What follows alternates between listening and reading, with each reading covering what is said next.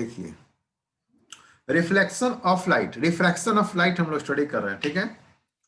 तो आज की क्लास में हम लोग देखें क्या, जस्ट लाइट जो है, अगर मान लो कोई दो मीडियम है ना, तो कोई लाइट जो है, अगर मान लो कि ये लाइट इंसिडेंट होता है, ठीक है, तो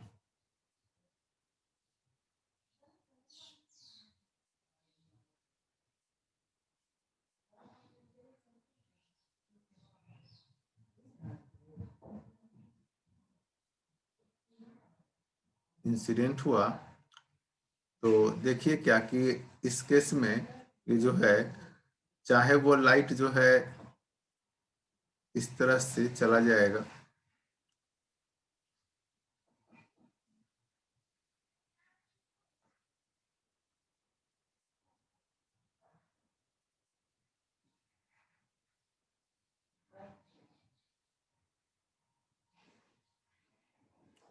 नॉर्मल।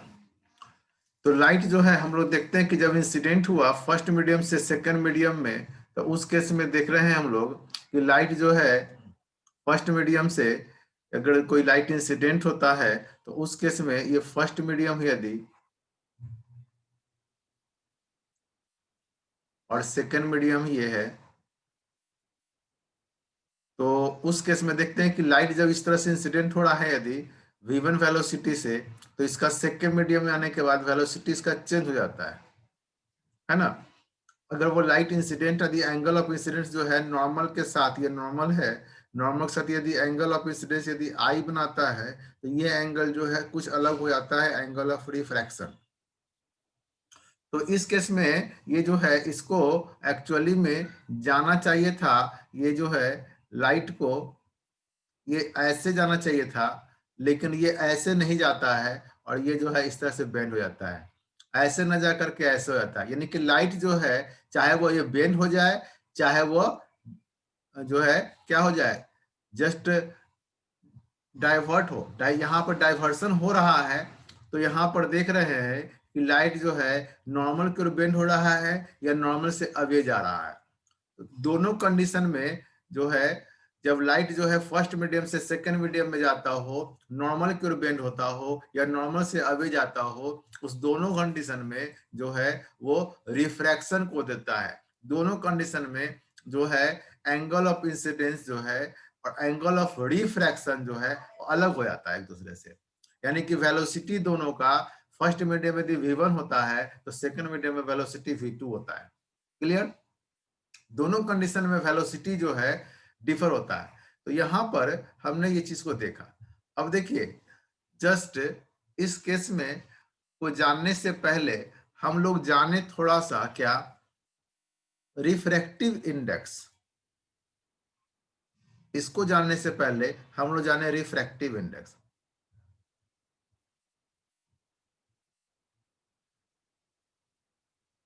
तो मैं बताऊं आपको, देखिए पिछले क्लास में हम लोग क्लास कर चुके थे कि सी, लाइट जो है स्पीड ऑफ लाइट है ना, यानी कि जब लाइट जो है प्रोपागेट करता है, तो उस केस में इलेक्ट्रोमैग्नेटिक वेव यानी इलेक्ट्रिक फील्ड मैग्नेटिक फील्ड दोनों ये जो है में ये करता है।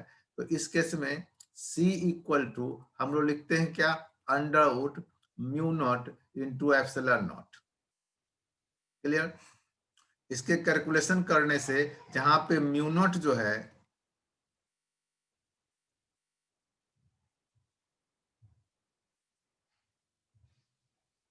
एब्सोल्यूट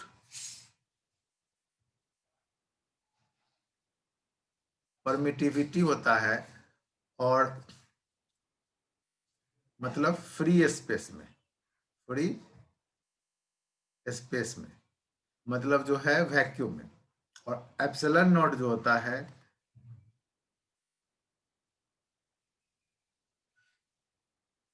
एब्सोल्यूट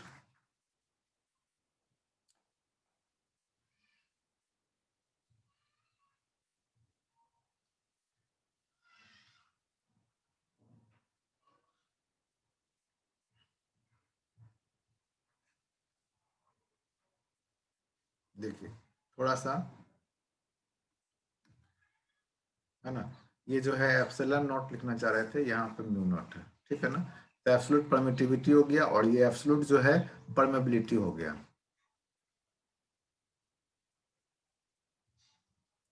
फ्री स्पेस, आप जानते हैं कि एप्सिलॉन नॉट जब इलास्टिसिटी पढ़ेंगे तो उस केस में फोर्स इक्वल टू 1 बाई जो है 4 pi epsilon naught Q1 into Q2 upon are square पढ़े होंगे दो चार्ज के लिए, है ना। तो दो चार्ज मान लो Q1 Q2 है, तो उस केस में बीच का डिस्टेंस यदि r है तो उस केस में जो कूलम फोर्स लगता है 1/4 pi epsilon naught Q1 into Q2। यहाँ पे ये एप्सिलॉन ही जो क्या है एब्सोल्यूट परमिटिविटी है, ठीक है। उसी तरह से ये चार्ज के लिए, ठीक है ना। उसी तरह से जो है एब्सोल्यूट परमेबिलिटी जो है, जब हम मैग्नेट पढ़ते हैं नॉर्थ पोल और साउथ पोल, ठीक है ना, दोनों का बीच का डिस्टेंस जो भी हो यदि r है तो उस केस में फोर्स जो है इक्वल टू जो है पढ़ते हैं हम लोग क्या म्यू नॉट अपॉन 4 पाई, है ना, इंटू 10 टू पावर क्या a sorry m1 into m2 upon are square. या m1 m2 क्या है पोल स्ट्रेंथ है, m1 m2 क्या है पोल स्ट्रेंथ है, जिसका वैल्यू क्या होता है I into L, current into length. Clear. तो यहाँ पर सेम प्रोसेस से हम लोग ये पढ़ते हैं, ठीक है। तो देखिए ये हो गया हम लोग का ये। अब इस केस में देखिए इसको जो सॉल्व करते हैं, यानी कि जो है जब लाइट जो है वैक्यूम में या किसी एक मीडियम से दूसरे मीडियम में पास करती है, तो उस केस में हम लोग जो है एक्चुअली में लाइट जो है इलेक्ट्रोमैग्नेटिक वेव होता है, यानी electric field magnetic field produce करते हुए चलता है, इसलिए इलेक्ट्रिक फील्ड मैग्नेटिक फील्ड से प्रभावित ये नहीं होता है ना। तो उस केस में जो है ये एक्चुअली में इसका लाइट जो है का स्पीड जो है किसके पे डिपेंड करता है, इस पे डिपेंड करता है। अच्छा, मान लिया यही लाइट यदि जो है अगर ये वैक्यूम से पास कर रहा था मान लो, और ये अब मीडियम से पास करने लगा, तो वैक्यूम से मान लो c हो गया इसका, मीडियम से पास करने लगा तो ये वेलोसिटी क्या हो गया v हो गया। जब मीडियम में जैसे ही इन करेगा तो उस केस में मीडियम के लिए v क्या हो गया, मीडियम के लिए उस केस में क्या हो जाता है भाई 1/एप्सिलॉन नॉट की जगह पर एप्सिलॉन हो जाएगा, और ये म्यू नॉट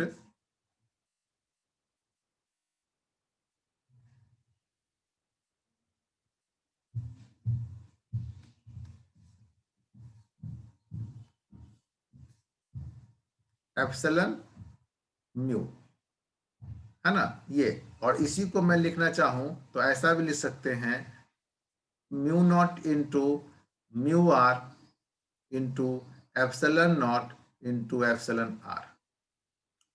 क्लियर। तो मीडियम के लिए हो जाता है, आप जानते हैं। तो यहाँ पर इस केस में अगर देखा जाए थोड़ा सा मैं, तो यहाँ पे v मीडियम के लिए क्या हो गया भाई 1 बाई, इसको मैं ऐसा लिख सकता हूं, मैं कैलकुलेट कर दे रहा हूं एकदम।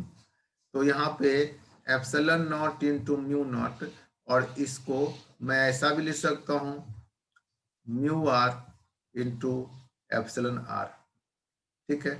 इतना का वैल्यू आप जानते हो क्या होता है, इतना का वैल्यू c होता है। तो c अपॉन जो है mu R into epsilon R, इतना v मीडियम इक्वल टू, है ना।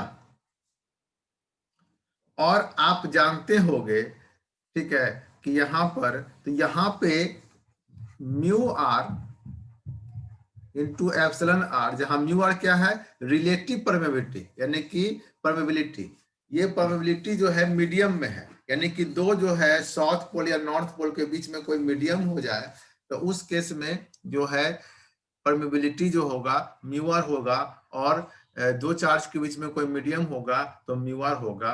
तो यहाँ पे इतना इक्वल टू हम लिखना चाहेंगे तो c अपॉन v मीडियम, ठीक है, सी इंटू सॉरी वी मीडियम, ये हो गया। क्लियर ना? अच्छा, यही जो है इसी को लिखना चाहेंगे तो क्या लिख सकते हैं? अब याद कीजिए, यही जो है एक्चुअली में क्या है, मेन जो है कोड है, मेन जो है क्या है, ये मीडियम के लिए, यानी कि हम लोग जानते हैं refractive index, refractive index actually में क्या हुआ, mu R into epsilon R, यानी कि मीडियम में जब जैसे जाएगा तो ये बदलता है, और इसी का जो है स्क्वायर रूट जो है क्या, रिफ्रैक्टिव इंडेक्स होता है। समझ में आया होगा? अब देखिए ध्यान दीजिएगा, ये तो रिफ्रैक्टिव इंडेक्स को अगर हम लोग चाहें तो क्या कर सकते हैं? देखिए refractive index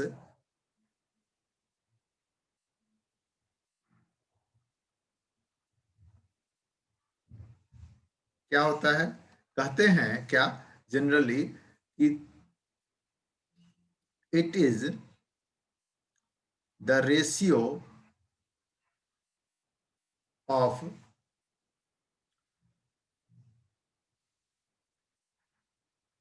speed of light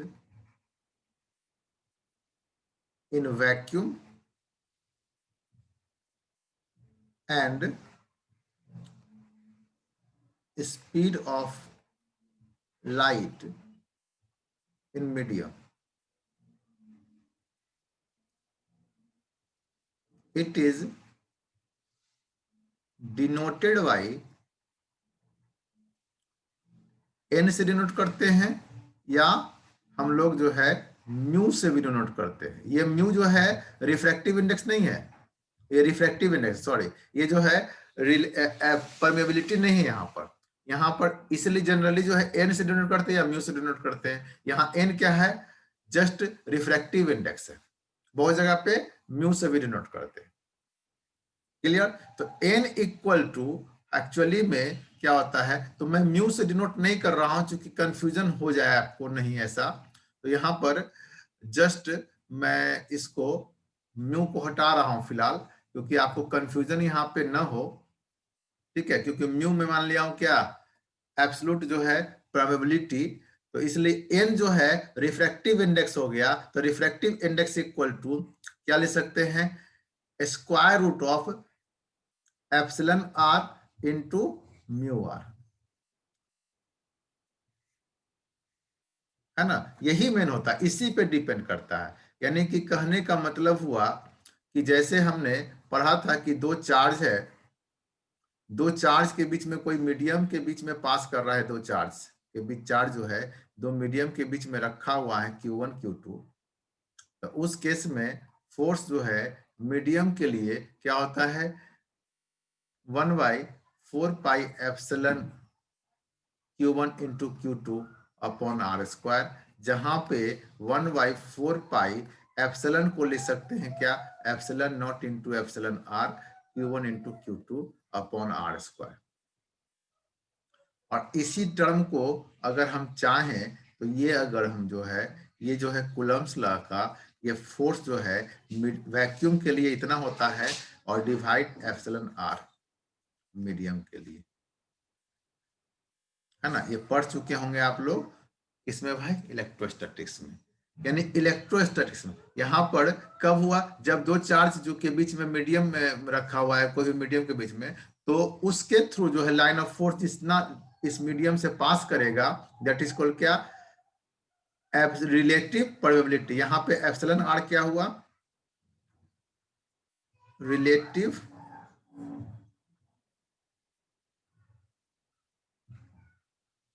permittivity, sorry, ये क्या हुआ यहाँ पे, ये जो है रिलेटिव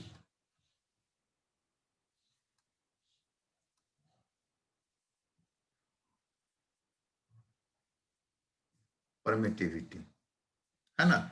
उसी तरह से अगर दो साउथ पोल नॉर्थ पोल है, और ये जो है साउथ पोल है मान लो, और इसके बीच में कोई जो है मान लो जो है क्या है, कोई मेटेरियल रखा हुआ है, जो कि इसको, अब कोई जो है अगर मटेरियल रखा, कोई मीडियम रखा हुआ है, ठीक है, तो इससे जो है जितने लाइन ऑफ फोर्स पास कर पाएंगे दैट इज कॉल्ड जो है, तो पहले वैक्यूम में था, यानी दोनों के बीच में कोई मीडियम नहीं था, नॉर्थ पोल साउथ पोल के बीच में। अब ये मीडियम आ गया तो उसके कारण से जो है, अब ये जो है, पहले तो केवल जो है कोई मीडियम नहीं था, वैक्यूम था, अब ये मीडियम आ जाने के कारण से लाइन ऑफ फोर्स में प्रभावित होगा, यानी कि उतना ही लाइन ऑफ फोर्स तो पास करेगा नहीं। तो ये जो है एफ म्यू आर, यहाँ पे म्यू आर जो है ये क्या बताता है, रिलेटिव, ये जो है रिलेटिव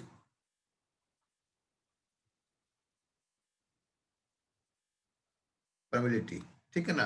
तो रिलेटिव परमिलिटी क्या हुआ कि number of line of force passing through the जो है द मटेरियल, या gives the permission the line of force passing through the material या मीडियम, दैट इज कॉल्ड क्या, परमेबिलिटी। यानी कहने का मतलब हुआ कि इस नॉर्थ और साउथ के बीच में जो मटेरियल रखा हुआ है, इससे जो है ये मटेरियल जो है जितने लाइन ऑफ फोर्स को पास करने का परमिशन देगा दैट इज कॉल्ड क्या, रिलेटिव परमेबिलिटी।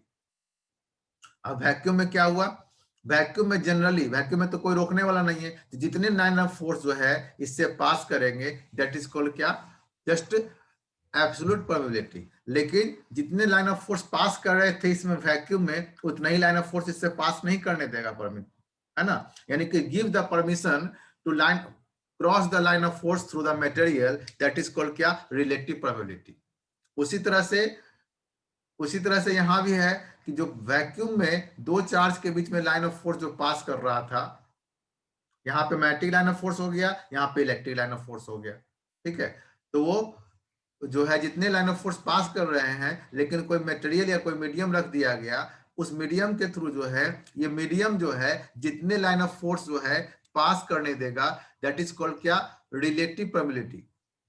यानी कि ये जो है दो चार्ज के बीच में या दो जो है पोल्स के बीच में जो मटेरियल होता है, वो मटेरियल के नेचर के पर डिपेंड करता है, वो किस नेचर का है और कितने लाइन ऑफ फोर्स पास करने देगा।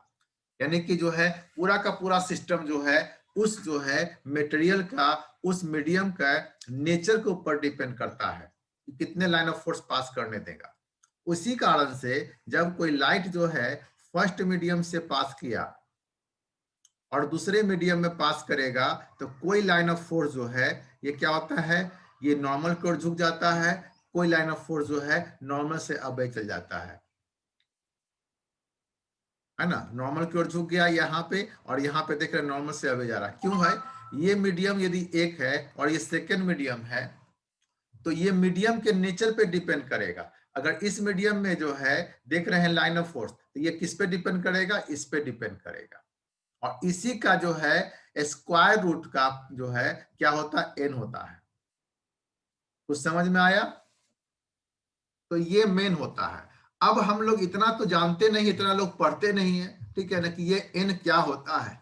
हम लोग सिंपल सा क्या जानते हैं, देखिए अब हम लोग जो है, तो ये समझ में आया होगा कि ये जो है इसी के ऊपर डिपेंड करता है इसका वेलोसिटी। क्यों वेलोसिटी डिपेंड करता है, क्योंकि ये डिपेंड करता है, इसी कारण से इस पे डिपेंड करता है। लेकिन अब जो है मोटे तौर पे जो लोग पढ़ते हैं, जो स्टडी करते हैं, क्या करते हैं, देखिए जरा सा,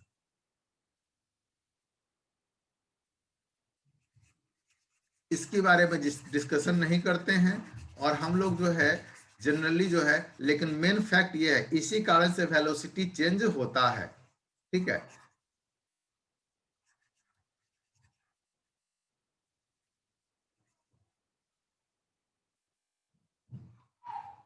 यहाँ पे ये कहना कोई गलत नहीं होगा कि एन जो है रिफ्रैक्टिव इंडेक्स जो है is equal to epsilon R into mu R होगा, इसके ऊपर डिपेंड कर, this is the main core, main concept. लेकिन एन को जो है एक्चुअली में डिफाइन कैसे करते हैं, डिफाइन करते हैं कि जब लाइट जो है किसी फर्स्ट मीडियम से, यानी वैक्यूम से, मान ली फर्स्ट मीडियम क्या हो गया, मान ली वैक्यूम हो गया, वैक्यूम से किसी मीडियम में पास करता है, किसी मीडियम में, ये मीडियम हो गया, ठीक है। जब पास करता है यानी ये वैक्यूम मतलब फ्री स्पेस हो गया, फ्री स्पेस। फ्री स्पेस से जब जो है वाइट लाइट ऐसे जा रहा था, और उस केस में जब ये पास करता है इस मीडियम में, तो उस केस में कहते हैं कि एन जो है रिफ्रैक्टिव इंडेक्स होता है, स्पीड ऑफ लाइट, जितना स्पीड इसमें होता है, स्पीड ऑफ लाइट इन क्या, वैक्यूम, और speed of light in medium का रेशियो जो है रिफ्रैक्टिव इंडेक्स कहलाता है। समझ में आया? इस तरह से क्लियर ना, दिस इज द। तो यहाँ पे जब, और इसी को, इसको अब हम लोग उतना तो नॉलेज के पॉइंट ऑफ जाने, लेकिन हम लोग का ज्यादा यूज अभी जो है 12 में इसी का होगा। ठीक है, तो यहाँ पे रिफ्रैक्टिव इंडेक्स क्या हो गया भाई, the ratio of speed of light in vacuum और speed of light in medium. अब यहां पर देखिए ये जो रिफ्रैक्टिव इंडेक्स हुआ, इसको बोलेंगे क्या, absolute refractive index, absolute refractive index. ठीक है, this is the absolute refractive index हो गया, absolute.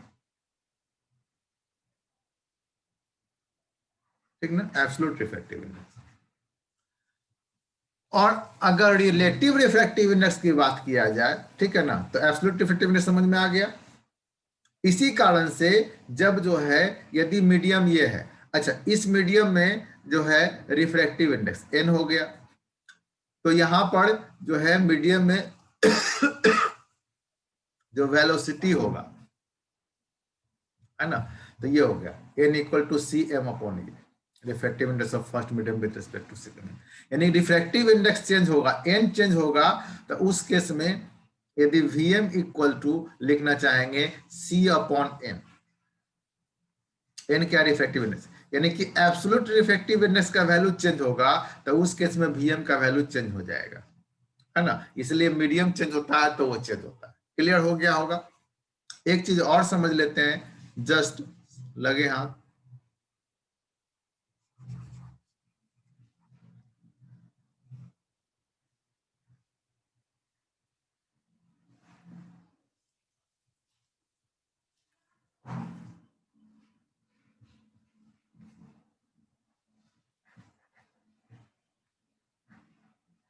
Relative refractive index,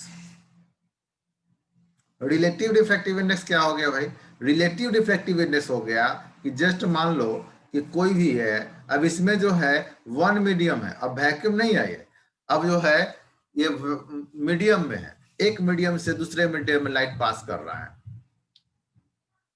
light जो है ऐसे चला, और ये नॉर्मल है,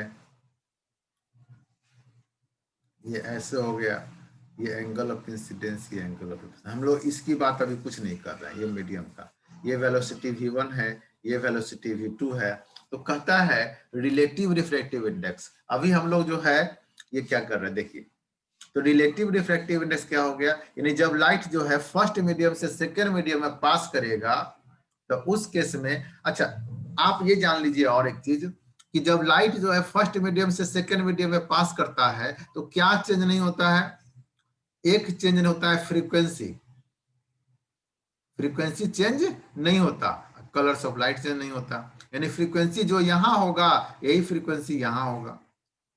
और c इक्वल टू क्या होता है भाई, n lambda, v equal to क्या हो जाएगा, n one into lambda one, है ना, तो यहां पर अगर v1 equal to n1 into lambda one है, तो यहां पर देखिए यहाँ फ्रीक्वेंसी चेंज नहीं होता, यानी कि कहने का मतलब यहाँ पे n1 और n2 जो है, यदि फ्रीक्वेंसी n1 इसको मान ले, n2 मान ले, तो n1 n2 में कोई चेंजिंग नहीं है, जो n1 का वैल्यू होगा वही n2 का वैल्यू होगा। तो n1 इक्वल टू हम लोग जानते हैं क्या, तो यहाँ पे c इक्वल टू क्या होता है, n लेमडा होता है, तो n इक्वल टू क्या हो सकता है, c by lambda one, lambda, तो यहाँ पे n इक्वल टू क्या हो जाएगा, अगर वेवलेंथ इसका लेमडा v1 है वेलोसिटी, और वेवलेंथ इसका लेमडा वन है, इसका वेलोसिटी v2 है, इसका वेवलेंथ लेमडा 2 है, तो यहाँ पे हम लोग लिख सकते हैं क्या, c अपॉन या v अपॉन लेमडा वन, और v अपॉन क्या लेमडा टू, ये v1 अपॉन लेमडा वन और v2 अपॉन लेमडा टू। अच्छा एक चीज और, आपको कंफ्यूजन ना हो इसलिए फ्रीक्वेंसी को मैं फिर जो है क्या रिप्रेजेंट कर दे रहा हूं, फ्रीक्वेंसी को मैं f से डिनोट कर दे रहा हूं, है ना।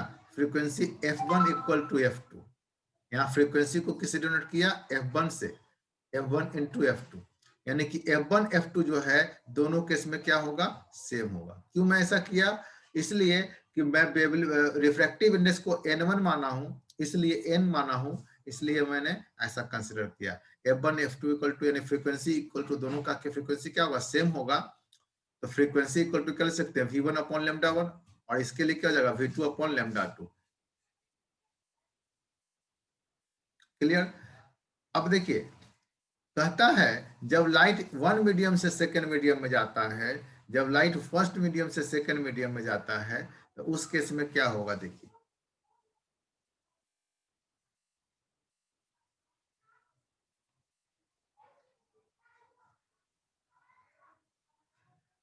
तो फर्स्ट मीडियम में, तो यहां पर देखिए कि जब लाइट फर्स्ट मीडियम से सेकेंड मीडियम में जाएगा, यानी कि refractive index of first medium with respect to second medium, इसको ऐसा भी लिख सकते हैं n12, यानी कि refractive index of first medium with respect to second medium, ये क्या कहलाएगा, रिलेटिव रिफ्रैक्टिव इंडेक्स। यहाँ पे या n21, यानी कि सेकेंड मीडियम से फर्स्ट मीडियम जाएगा, n21 इक्वल टू ले सकते हैं क्या, refractive index of second medium with respect to first medium, first medium is called क्या, relative index of, relative refractive index of second medium with respect to first medium. Clear. अब देखिए जब light ऐसे पास कर रहा है तो उस केस में अगर देखा जाए तो यहाँ पे क्या हो जाएगा, ये होता है रेशियो। अब इसको थोड़ा सा हम लोग देखते हैं, देखिए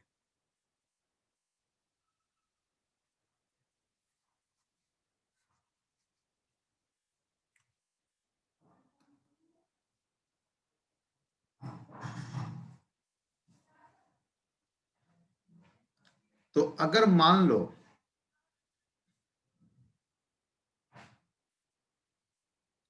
यदि मान लो जो है इस केस में अगर देखिएगा कि V1 इक्वल टू क्या होता है भाई, C अपॉन, यदि इसका रिफ्रैक्टिव इंडेक्स क्या है n1 है और इसका रिफ्रैक्टिव इंडेक्स क्या है n2 है, यानी फर्स्ट मीडियम और ये सेकंड मीडियम हो गया, तो उस केस में V1 इक्वल टू क्या हो जाएगा, C अपॉन क्या हो जाएगा भाई बताइए, तो C अपॉन ये n1 equal to, sorry n1 equal to refractive index of first medium equal to क्या हो जाएगा, C अपॉन क्या V1, और n2 इक्वल टू क्या हो जाएगा, C अपॉन V2। तो यहाँ पे refractive index of second medium with respect to first medium, यदि n2 अपॉन n1 की बात किया जाए, यहाँ इसका मतलब क्या हुआ, refractive index of second medium with respect to first medium n2 upon n1, n2 upon n1 को लिखना चाहेंगे तो क्या लिख सकते हैं, तो यहाँ पे जस्ट जो है क्या हो जाएगा, ये n2 जो है क्या C अपॉन V2 और C अपॉन V1 सॉल्व कीजिएगा तो सीधे क्या आ जाएगा, V1 अपॉन V2,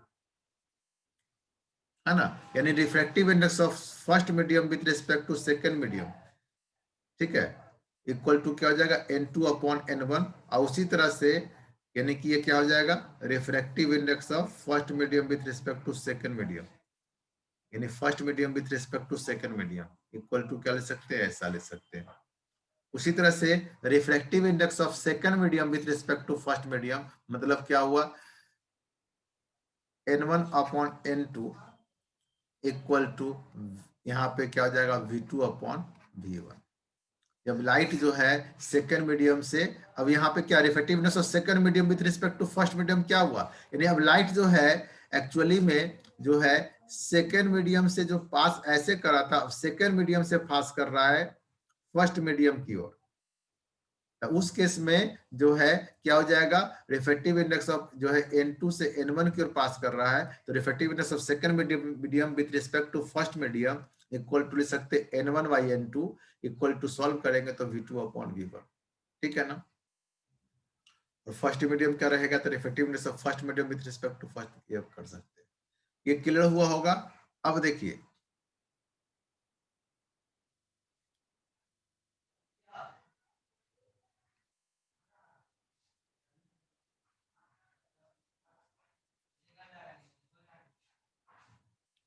अब देखिए ये बेसिक कंसेप्ट था जो कि जानना चाहिए, है ना। अब हम लोग जो है रिफ्रैक्शन को जाने। अब हम लोग स्टार्ट करते हैं refraction of light. Refraction of light,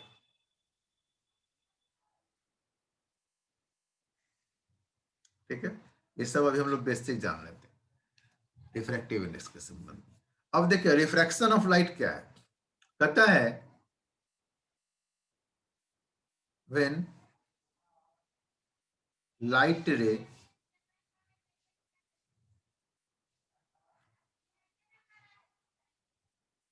passing through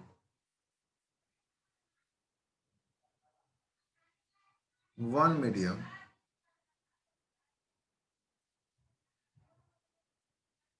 to other medium, then light ray bends toward the medium, towards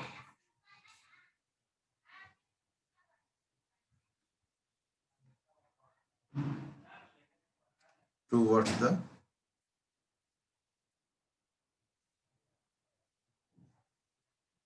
normal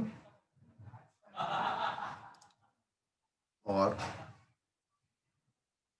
away from the normal. That phenomena is called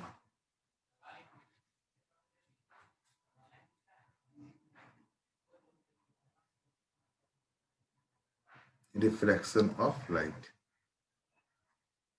वो फिर क्या कहलाता है, रिफ्रैक्शन ऑफ लाइट। कहता है कि जब light जो है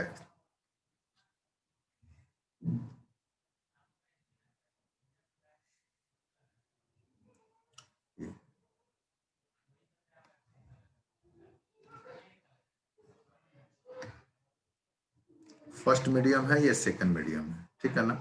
यानी कि ये N1 हो गया और ये N2 हो गया। जब लाइट जो है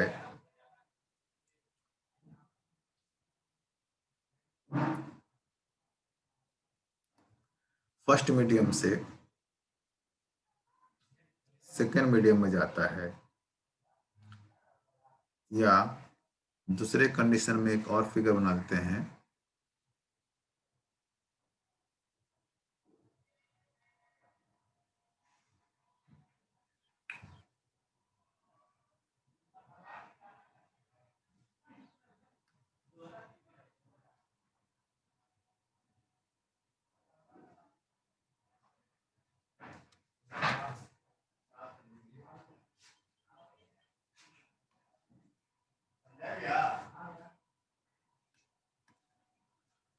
अब इसमें देखिए ये नॉर्मल है, ये भी नॉर्मल है। अब इसमें जो है लाइट जो है angle of incidence, angle of reflection, angle of incidence, angle of reflection, इसको हम दिखाने के लिए ऐसा करें।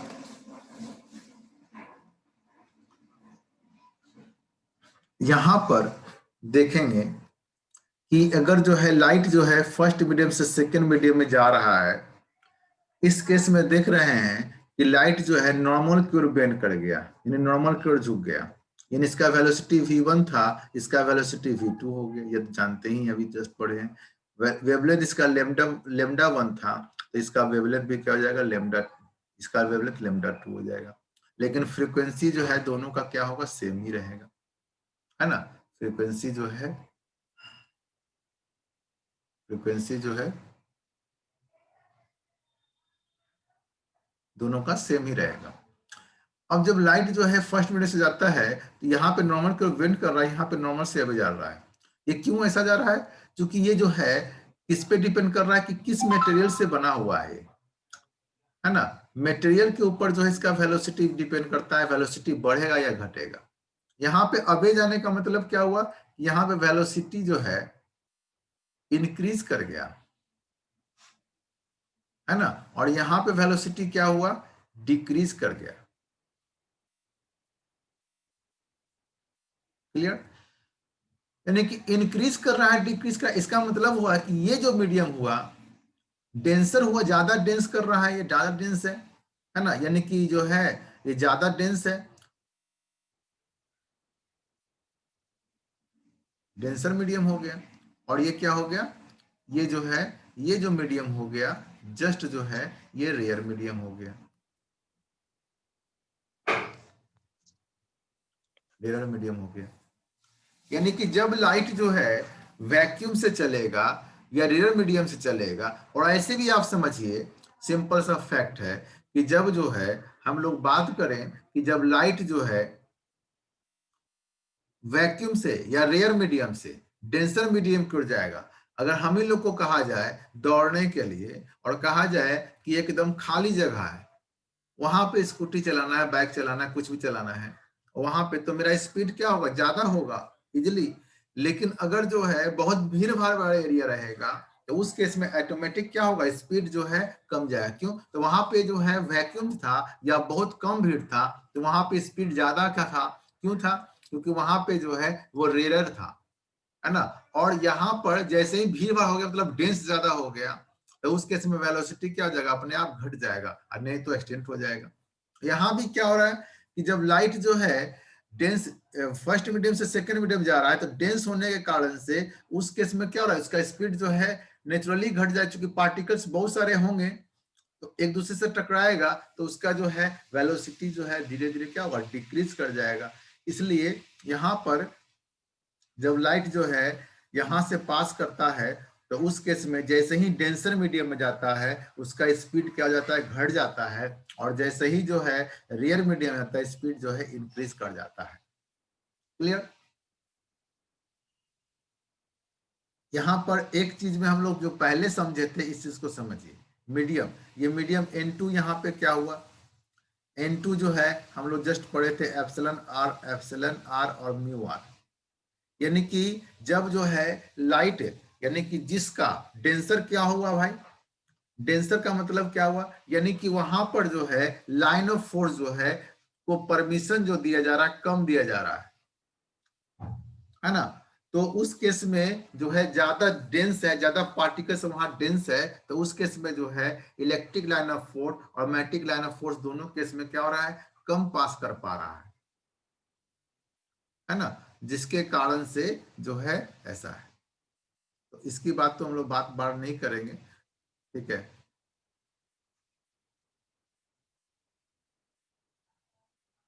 क्लियर, अब देखिए, तो ये समझ में आ गया। तो रिफ्लेक्शन क्या है, कहता है when light ray passing through the one medium to other medium, then light ray bends toward the normal और away from the normal, that phenomena is called क्या, रिफ्लेक्शन ऑफ लाइट। जहां पे ये जो है आपका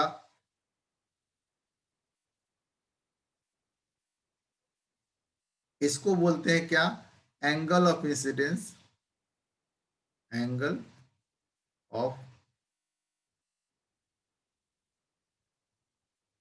इंसिडेंट, और ये जो है angle of refraction, angle of refraction.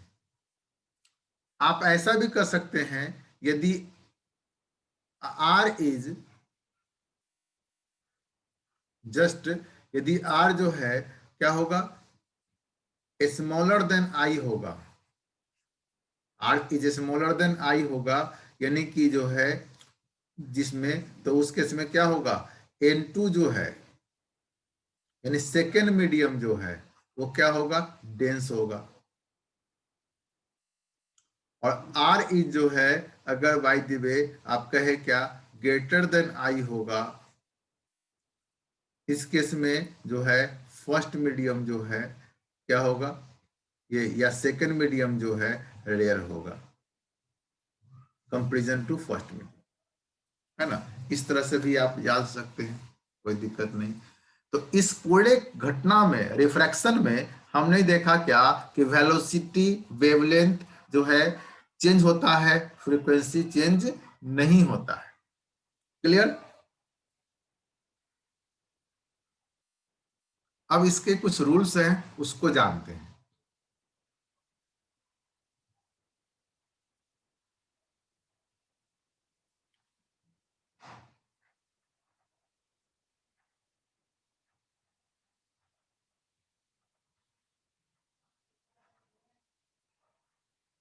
Light,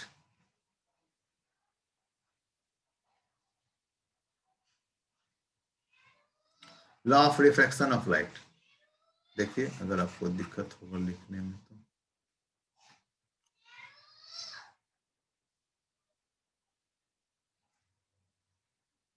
reflection of light, तो law of reflection of light क्या है, देखिए जहां पे प्रॉब्लम होगा वहां पे चैट भी कर सकते हैं, कुछ बोल भी सकते हैं, है ना, ऐसा नहीं है। Law of refraction of light देखिए, जब लाइट, फर्स्ट लॉ क्या है भाई, कहता है क्या, इंसिडेंट रे, रिफ्रैक्टेड रे and normal all lies on the same plane, सभी क्या होगा, एक ही प्लेन पे होगा, है ना। Incident ray, reflected and normal क्या होगा, सभी एक ही प्लेन पे होगा। सेकेंड क्या होगा, सेकेंड कहता है क्या, अब जो है जस्ट स्नेल्स लॉ को जानेंगे। सेकेंड स्नेल्स लॉ देता है, क्या देता है, कहता है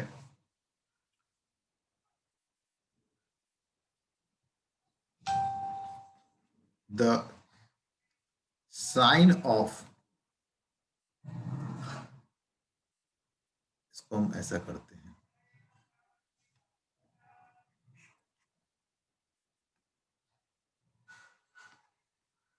the ratio of, the ratio of sine of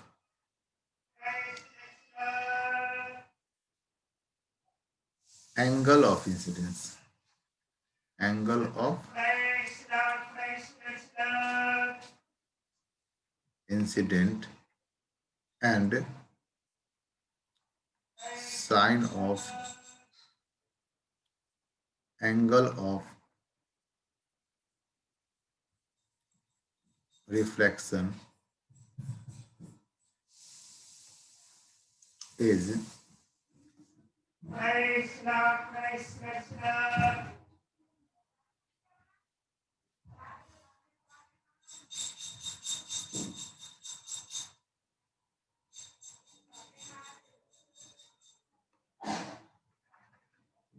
the ratio of sine of angle of incidence and sine of angle of refraction is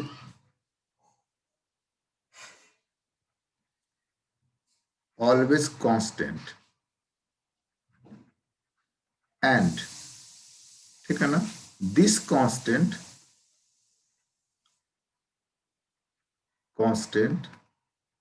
is known as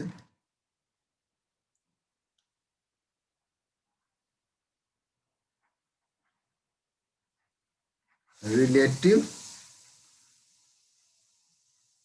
refractive index, या इसी को कह सकते हैं, इस नोन एज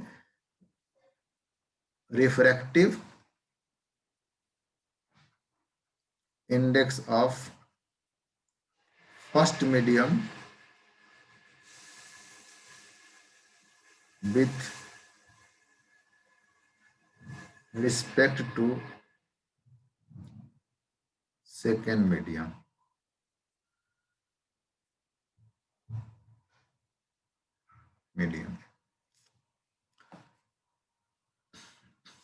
यानी कहने का मतलब हुआ कि जब लाइट जो है ये नॉर्मल हो गया, ये फर्स्ट मीडियम हुआ, ये सेकंड मीडियम हो गया, लाइट जो है अगर ऐसे पास करता है और ये बेंड कर जाता है या डेविएट हो जाता है, जो भी हो, एंगल ऑफ प्रेसिडेंस है और एंगल ऑफ रिफ्लेक्शन, तो कहता है क्या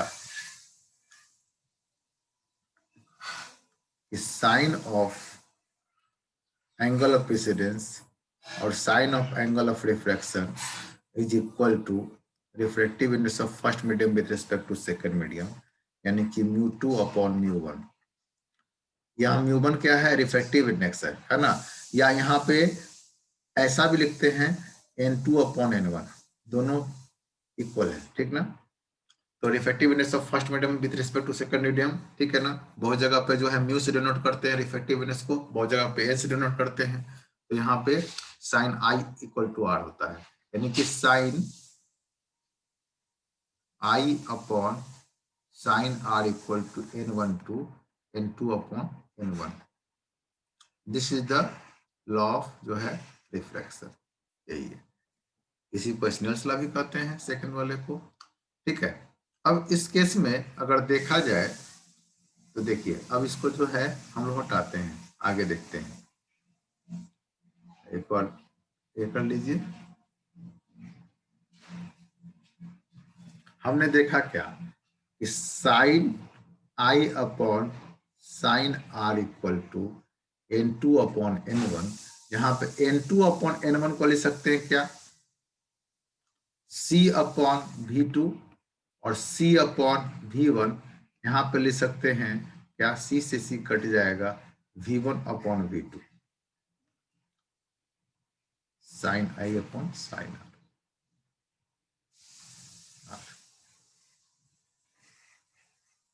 और इसी को लिख सकते हैं λ1 अपॉन λ2।